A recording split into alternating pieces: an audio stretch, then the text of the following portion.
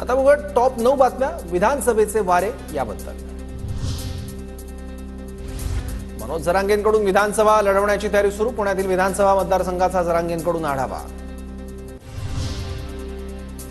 सुजय विखेचा छंद पुरवला पाहिजे, पक्षानं छंद न पुरवल्यास पालकानं त्याचा छंद पुरवला पाहिजे, बाळासाहेब थोरातांचा टोला। तर आमच्या मुलाच्या छंदाबाबत थोरातांनी सांगण्याची गरज नाही, विखे पाटलांचं प्रत्युत्तर।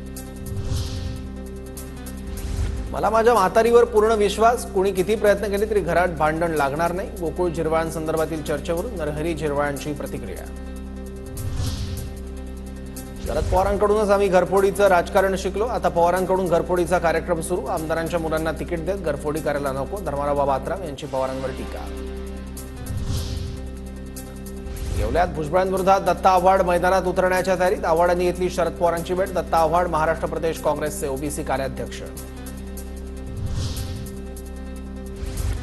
घनसावंगीत राजेश टोपेंविरोधात राजू शेट्टींनी निवडणूक लढवावी। स्वाभिमानी शेतकरी संघटनेच्या बैठकीत ठराव मंजूर।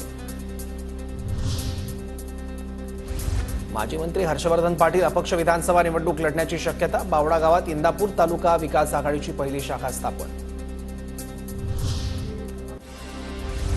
नांदेड लोकसभेतून पराभूत झाल्यावर प्रताप पाटील चिखलीकर यांची लोहा कंधार मतदारसंघात निवडणूक लढण्याची तयारी सुरू।